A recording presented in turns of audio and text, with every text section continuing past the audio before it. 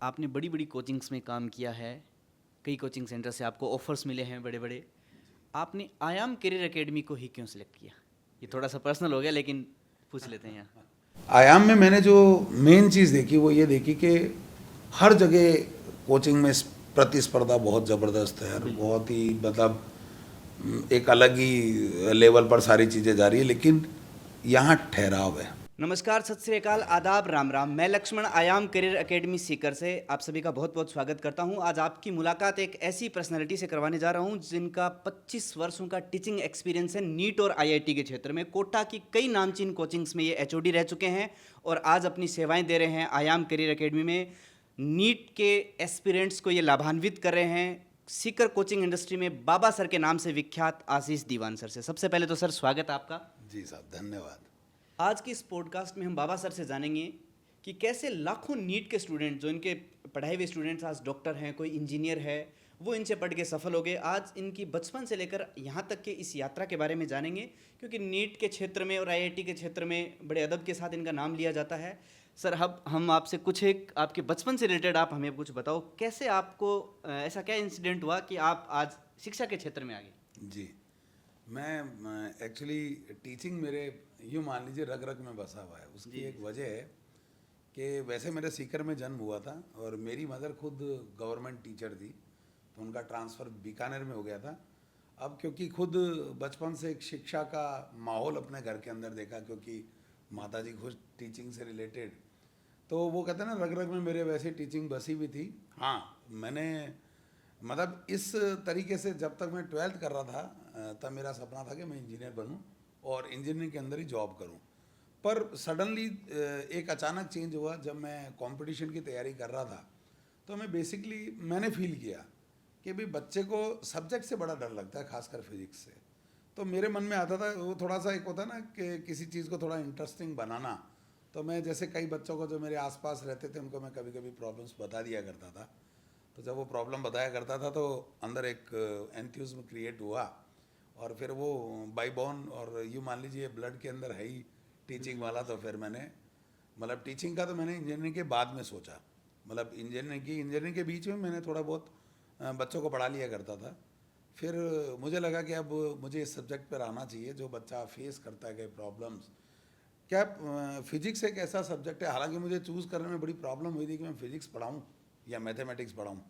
हालांकि मेरे मैथ्स में इंजीनियरिंग में सबसे अच्छे नंबर आए थे, पर मैं गया फिजिक्स के ऊपर क्योंकि फिजिक्स में एक फील है। मतलब मैथ्स भी एक नो डाउट अच्छा सब्जेक्ट है, सब्जेक्ट सारे ही अच्छे होते हैं, पर फिजिक्स में एक फील है जो हमारे आसपास दिखता है, और जो चीज़ आसपास दिखती है उसको पढ़ाने में बड़ा इंटरेस्ट आता है। तो मैं फिर फिजिक्स पढ़ाने के क्षेत्र में ही आ गया। सर, जैसे आपने काफ़ी बच्चों को मेंटोरशिप दिया है, वैसे ही आपके भी जीवन में कोई ऐसा शिक्षक, मार्गदर्शक रहा होगा जिसने आपके इस करियर को आज आकार दिया है?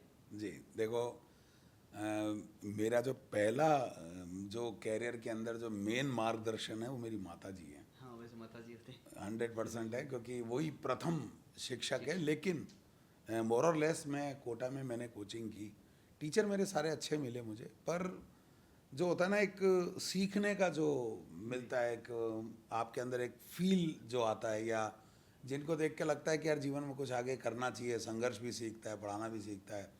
तो ओम माहेश्वरी सर से मेरा बहुत ओम अच्छा, माहेश्वरी सर जी, जो कैरियर पॉइंट के डायरेक्टर हैं, और उनके साथ ही प्रमोद सर से भी मेरा बहुत अच्छा रहा, और राजेश माहेश्वरी सर से भी मेरा बहुत अटैचमेंट रहा। तो मेरे जीवन में इन तीनों का बहुत महत्व रहा है और इनसे सीखने को मिला है। पर मैं ओम सर के बहुत ज़्यादा मतलब उनसे बहुत अटैच रहा, और मतलब उसकी वजह थी कि बड़े कूल से हैं, और वो होता है ना जीवन को जीने का एक तरीका, टीचिंग करने का एक तरीका, तो मैंने उनसे सीखा। और फिजिक्स तो मेरे गुरु, फिजिक्स गुरु प्रमोद माहेश्वरी सर। प्रमोद माहेश्वरी सर आप। जी सर, छात्र जीवन में बहुत सारी परेशानियां आती हैं, आपके भी जीवन में आई होगी। आप उन परेशानियों से कैसे उभरे?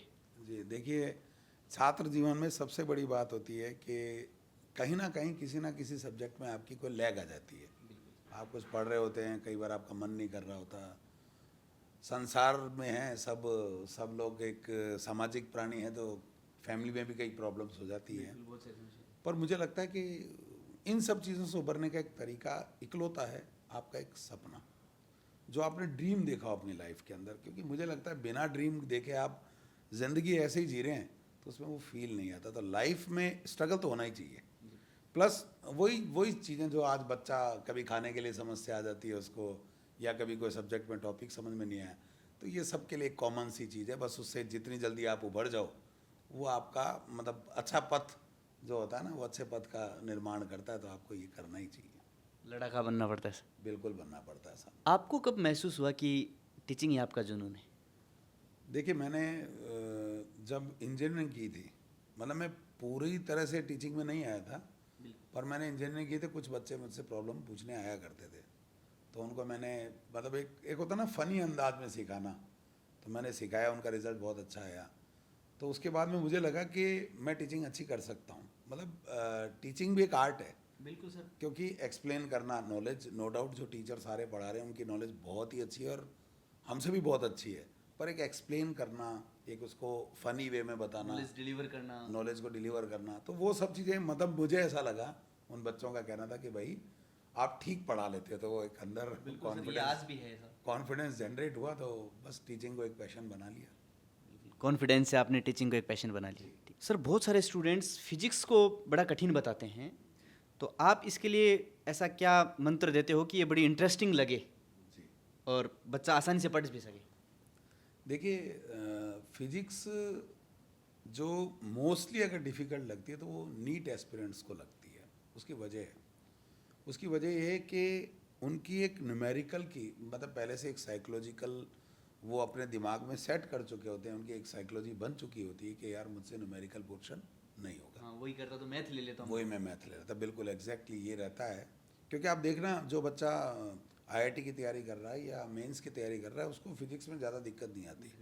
उनको थोड़ा केमिस्ट्री में ऐसी सी प्रॉब्लम आती है, उनको लगता है कि यार मुझे रटना पड़ेगा, मतलब ऐसा उनका सोचना है। जबकि केमिस्ट्री भी कोई रटने वाली नहीं है, समझने वाली है। हाँ, नीट का जो बच्चा है उसको फिजिक्स में प्रॉब्लम आती है, इसलिए आती है क्योंकि उसका माइंड सेट ऐसा है।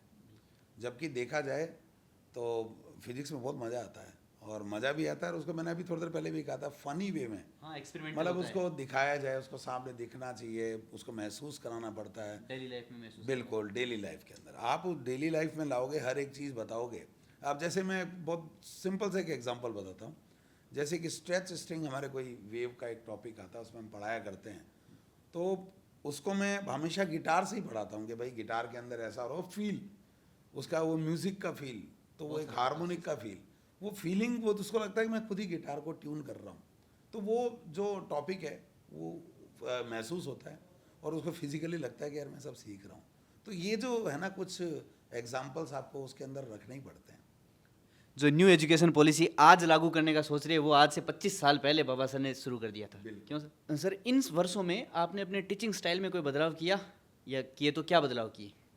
देखिए, अगर मुझसे आप सच पूछोगे तो मैंने कोई बदलाव नहीं किया। कोई बदलाव? बिल्कुल, क्योंकि बदलाव, देखो न्यूटन ने जो चीज़ें दी है वो आज भी वही चल रही है, उसमें कोई चेंजेस नहीं है। बदलाव अगर हुआ है तो पैटर्न में बदलाव हुआ है, पैटर्न के अकॉर्डिंग। मतलब मेरी टीचिंग स्टाइल में मैंने कोई परिवर्तन नहीं किया। हाँ, पैटर्न चेंज हुआ। पहले कई वर्षों पहले जो प्री कोविड पेपर आते थे, अच्छे आते थे। अच्छे आने का मतलब, क्योंकि क्वेश्चंस 45 होते थे, तो बच्चे को टाइम भी उतना ही मिलता था, और कोई सेलेक्टिविटी वाली आप क्वेश्चंस नहीं कर सकते थे। तो मोर और लेस उसके लिए सब कुछ करना इम्पॉर्टेंट होता था कि वो मेरिट लेकर आए। तो पहले, और ख़ासकर ये जो मान लीजिए, मतलब मैं अराउंड 2008 से लेकर 2015-16 तक की बात बता रहा हूँ, तब तक तो पेपर वास्तव में बहुत ही ठीक आता था, कंपटीशन भी अच्छा था, और मेरिट भी इतनी नहीं जाती थी जो आज जा रही है। भाई ऐसा तो है नहीं कि मेरिट के पीछे कुछ नया काम हुआ। वो जो कोविड के बाद जो पैटर्न चेंज हुआ, अब उसकी जो एडोप्टिबिलिटी है वो वापस से हमें भी एडोप्ट करनी पड़ेगी, और उस बच्चे को भी करनी पड़ेगी। तो टीचिंग में सिर्फ ये स्टाइल ज़रूर चेंज हो रही है कि हम जो भी पैटर्न है उसके अकॉर्डिंग चेंज करते हैं, बाकी स्टाइल में कोई किसी भी तरह का परिवर्तन नहीं है। मतलब बाबा सर वही बने हुए हैं। बिल्कुल। अब एक प्रश्न सर, आपके टीचिंग करियर से सबसे यादगार पल कौन सा रहा आपके जीवन का, टीचिंग करियर से रिलेटेड? मुझे एक बच्चा याद आता है, मैं कोटा में पढ़ाता था कैरियर पॉइंट के अंदर, और वो बच्चा थोड़ा सा गरीब परिवार से था, किसान सा था, और उसका दूसरा ईयर था वहाँ पर, प्रिपरेशन कर रहा था। तो एक दिन क्या, मैं क्लास लेकर मैं निकल रहा था, प्रॉब्लम काउंटर मेरा जैसे ही ख़त्म हुआ तो बच्चा बाहर कहीं उदास खड़ा रो रहा था। तो मैंने भाई as a teacher as a parent मेरा भी फ़र्ज़ बनता है कि बच्चे से बात की जाए, भाई ऐसा क्या हुआ, क्या मेरी कोई बात तो बुरी नहीं लग गई, क्योंकि वो क्लास के बाद का ही वाक़या था। तो उस बच्चे ने कहा कि साहब मेरी फिज़िक्स बहुत कमज़ोर है और मेरी केमिस्ट्री ठीक ठीक है, बायोलॉजी में मेहनत कर रहा हूँ। वो बच्चा बिहार से है और आज टच वुड वो डॉक्टर है। तो मैंने सिर्फ ये बोला, मैंने कहा यार बेटा आप मेहनत करोगे तो 100% अपन इस बार सिलेक्शन कराएंगे। और उस बच्चे का उस वर्ष सिलेक्शन हुआ। उस दिन मुझे बहुत खुशी मिली कि मतलब ये वो बच्चा है जिसने मतलब एवरेज बच्चा है वो, मतलब उसने पूरी होप छोड़ दी थी। उसका लगता था भाई मैं गरीब परिवार से, मेरे पास अब कुछ भी ऐसा नहीं है, पर उसका जब सिलेक्शन हुआ तो मुझे बहुत अच्छा लगा कि अगर टीचर या मेंटर चाहे वो अगर सही डायरेक्शन देते तो बच्चा बढ़िया कर लेता है। वो मेरे लिए बहुत खुशी वाला दिन है। सही है सर, ऐसे बच्चों को डायरेक्शन देना एक अपने आप में बहुत बड़ी बात होती है। अब सर एक क्वेश्चन, आपने बड़ी बड़ी कोचिंग्स में काम किया है, कई कोचिंग सेंटर से आपको ऑफर्स मिले हैं बड़े बड़े, आपने आयाम करियर एकेडमी को ही क्यों सिलेक्ट किया? ये थोड़ा सा पर्सनल हो गया लेकिन पूछ लेते हैं यहाँ। बिल्कुल, देखो एक तो मैं अगर मुझसे मन से पूछा जाए तो आयाम का जो नींव रखी गई थी वो 2017 की है। और इनफैक्ट मुझे नाम आयाम शुरू से बहुत पसंद था, इवन मेरी चॉइस भी रही, पहला मुद्दा ये भी रहा और चॉइस भी रही। और मैंने जब टीचिंग शुरू की थी मैं एसएचएम पढ़ाता था, पहला टॉपिक मेरा एसएचएम था, सिंपल हार्मोनिक मोशन। तो उसमें बार बार नाम आता था आयाम, तो मुझे बड़ा अंदर से एक फील्स आता था। फिर आयाम में मैंने जो मेन चीज़ देखी वो ये देखी कि हर जगह कोचिंग में प्रतिस्पर्धा बहुत ज़बरदस्त है, बहुत ही मतलब एक अलग ही लेवल पर सारी चीज़ें जा रही है, लेकिन यहाँ ठहराव है। ठहराव जो रियल हम मानते हैं कि भाई बच्चे की केयर होनी चाहिए, जैसे हम अल्टीमेट पर्सनल केयर बोलते हैं, वो यहाँ केयर है।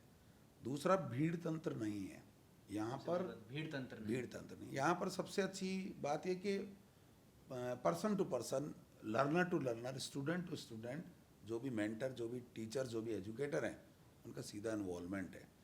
और इनफैक्ट जो चेयरमैन सर हैं, डायरेक्टर सर हैं, और जो पूरा स्टाफ है, एडमिनिस्ट्रेशन है, वो पूरा इन्वॉल्व है। तो जब ऐसी चीज़ें होती है तो मुझे लगता है कि बच्चे में 100% डेवलपमेंट होगा। तो मेरा ये चीज़ें और इनकी जो मतलब सारी बातों को अगर ख़त्म करूं तो सादगी जो है ना इनकी, वो मुझे बहुत पसंद है। सादगी, इस सादगी पे मर गया। जी बिल्कुल।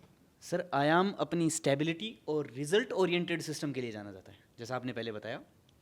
आप उस विरासत को कैसे आगे बढ़ाएंगे? आपका क्या योगदान रहेगा इस विरासत को आगे बढ़ाने में? जी देखिए, पिछले 25 वर्षों से यही कोशिश की है कि जितने भी पेरेंट्स हैं उनके साथ एक तो व्यवहार जी सही रहे। देखो, हर चीज़ के पीछे एक लॉजिक है। हम ये कहते हैं कि भाई हम बच्चे को बहुत अच्छा पढ़ा रहे हैं, बच्चे की बहुत अच्छी केयर कर रहे हैं, तो मुझे लगता है कि कहीं ना कहीं जो पेरेंट्स हैं उनसे आपका इन्वॉल्वमेंट और उनके साथ आपकी काउंसलिंग ये बहुत ज़रूरी है। क्योंकि बच्चा आपके साथ जुड़ा हुआ है, नो डाउट, पर है तो बच्चा उस पेरेंट्स पे ज़्यादा ध्यान देता है, पेरेंट्स को फॉलो करता है, टीचर को तो करता ही मोर और लेस, लेकिन पेरेंट्स की सुनते हैं, पेरेंट्स की बातें होती है। अगर आपने पेरेंट्स के साथ काउंसलिंग सही कर रखी है और आपका उनके साथ अच्छा इन्वॉल्वमेंट है, तो कहीं ना कहीं 10% जो रिज़ल्ट आप सुधार रहे हो बच्चे का, उसमें उसका बहुत बड़ा योगदान होता है, पहला। दूसरा, आयाम में वैसे भी बहुत अच्छा कर रहे हैं, मैंने भी थोड़ी देर पहले बोला था, मेंटरशिप है और टीचर्स बहुत अच्छे हैं और एकेडमिकली भी काफ़ी अच्छा सहयोग देते हैं बच्चों को, और मैनेजमेंट बहुत अच्छा है, सादगी वाला है और भीड़ तंत्र है नहीं, 1-to-1 मार्किंग है। तो मैं मेरी तरफ से ये कोशिश करूँगा कि इतने साल से इनका रिज़ल्ट बहुत अच्छा रहा है, तो मैं उस रिज़ल्ट को मैं भी दिखाना चाहता हूँ आगे, क्योंकि मैंने ये चीज़ नोटिस की, सादगी। अभी थोड़ी देर पहले अपनी बात हुई थी सादगी, कि मतलब हल्ला नहीं मचाना, जबकि रिज़ल्ट में देख रहा हूँ कि बहुत ही अच्छे रिज़ल्ट आ रहे हैं, पर वो हल्ला नहीं मचाना। तो मैं कोशिश करूँगा कि उस रिज़ल्ट में मेरा भी एक महत्वपूर्ण योगदान रहे और मेरा भी उसके अंदर एक नाम रहे कि भाई बाबा सर ने भी साथ में बढ़िया रिज़ल्ट के अंदर किया है। तो रैंक और सुधारेंगे, वैसे रैंक अच्छी आती रही है आयाम की, और उस पर बच्चे की और केयर करेंगे। उस पर कुछ पैटर्न बदला है तो हम उस पर एक अलग तरीके से भी काम करेंगे। तो लगातार हम यही चाहेंगे कि भाई आयाम को उस शिखर, उस आयाम तक लेकर जाएं कि देश ही क्या विदेश के कोने कोने तक नाम हो कि भाई आयाम में रिजल्ट नीट का इससे बेहतर कहीं मिल नहीं सकता। बिल्कुल सर। सिलेक्शन रेशियो पूरे सीकर में सिलेक्शन द बेस्ट अपन कह रेशो सकते भी और रैंक भी अच्छी से अच्छी रैंक है। भी अच्छी से बिल्कुल बिना किसी दबाव के कि बच्चे पर कोई प्रेशर नहीं पड़े और रैंक बड़े आराम से लेकर आए, बड़े कूल तरीके से वो चाहते हैं। तो इस पॉडकास्ट में आपने देखा बाबा सर का बचपन से लेकर आज तक का सफ़र और किस तरह इन्होंने बड़े फ़नी तरीके से फिजिक्स को पढ़ाया बच्चों को। कई बच्चे इनके डॉक्टर इंजीनियर बन चुके हैं आज, और आज ये आयाम के छात्रों को और लाभान्वित कर रहे हैं। अब ये लास्ट जो सेगमेंट रहेगा सर, एक ये नीट एस्पिरेंट्स के लिए रहेगा। सर, जो छात्र नीट की तैयारी कर रहे हैं वो खासकर फिजिक्स से डरते हैं, तो उनके लिए कुछ स्पेशल ऐसा हो जाए कि बच्चों का नीट 2025 में थोड़ा भला हो जाए। बिल्कुल। देखो बच्चों, पहले तो एक देखो सिंपल बहुत फनी सा मामला है। मेरे पास कोई ऐसा टॉनिक या ऐसी कोई दवाई नहीं है कि मैं आपको दे दूं और आपके एड्रेस पे पहुंचा दूं और आप उसके बाद में बहुत अच्छा कर पाएँ। देखो, आप एक चीज़ को कनेक्ट करने की कोशिश करना। हम फर्स्ट ग्रेड में थे, सेकंड में थे, थर्ड में थे, तो हमें कभी सामाजिक विज्ञान से डर लगता था, कभी हमें संस्कृत से डर लगता था, कभी हमें मैथ से डर लगता था, कभी हमें इंग्लिश ग्रामर से डर लगता था। लेकिन हमने उस डर को हटाया। आज देखो, आपने 10th दिया, 10th में आप बहुत डरे, आपको लगा सबने फोबिया क्रिएट किया। क्या किया? आसपास चाहे वो पढ़ा लिखा हो या नहीं हो, और ये और तेरा तो 10th बोर्ड है, बच्चे में एक डर। फिर वो बच्चा बेचारा वो हर्डल क्रॉस करके आया तो 12th में एक डर बैठा दिया कि भाई साहब 12th बोर्ड है, मार्क्स आएंगे नहीं।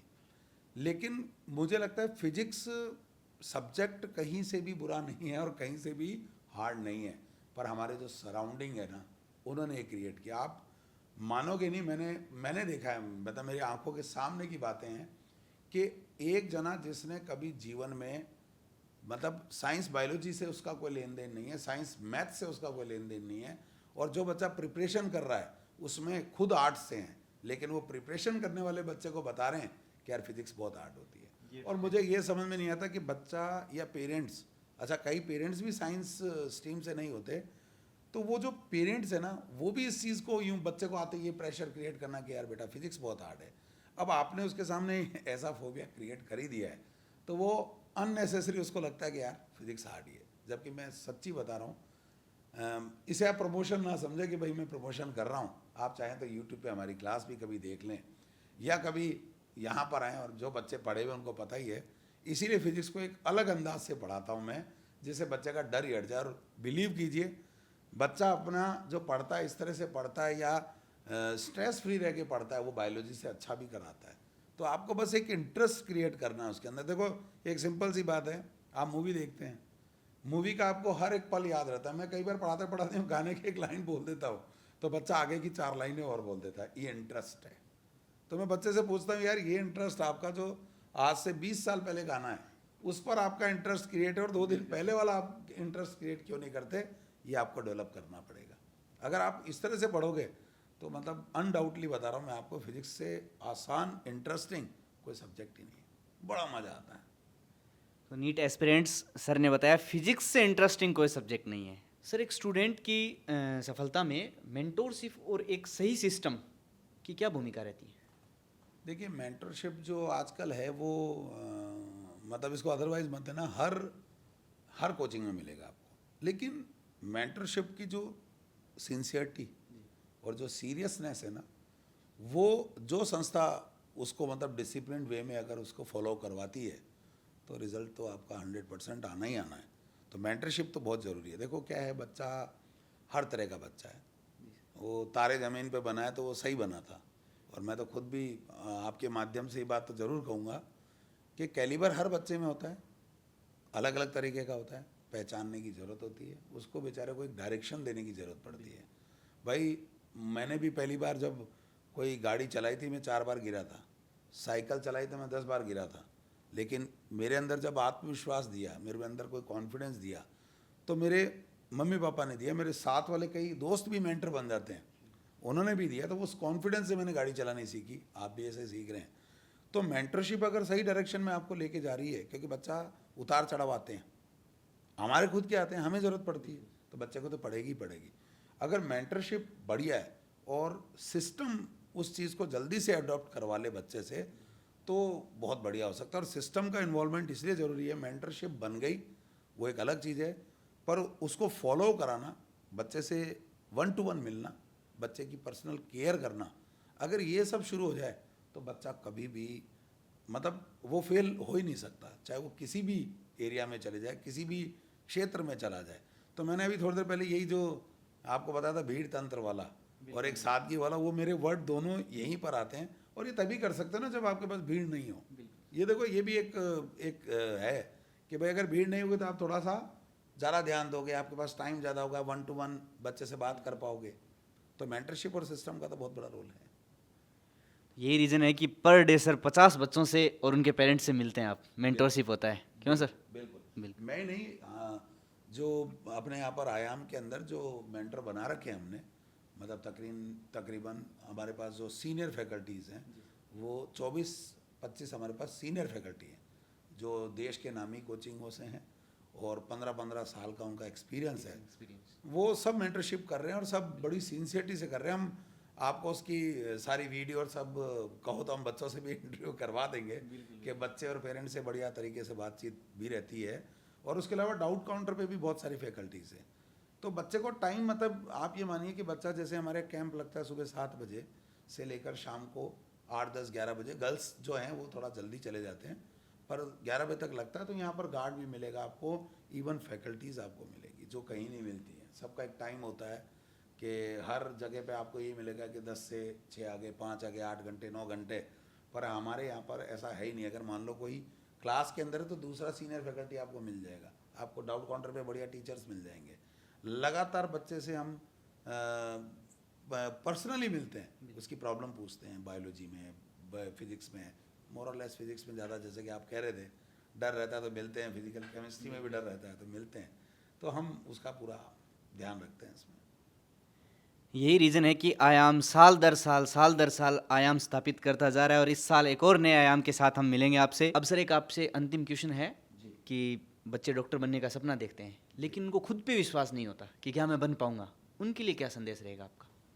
देखिए, कॉन्फिडेंस से सारी चीज़ें होती है। आपने अभी थोड़ी देर पहले हमारी बात हुई थी, भाई आपने व्हीकल सीखा है, कोई भी चीज़ सीखी, आपने अगर आप में कॉन्फिडेंस है तो चीज़ें आप अच्छी करते हैं।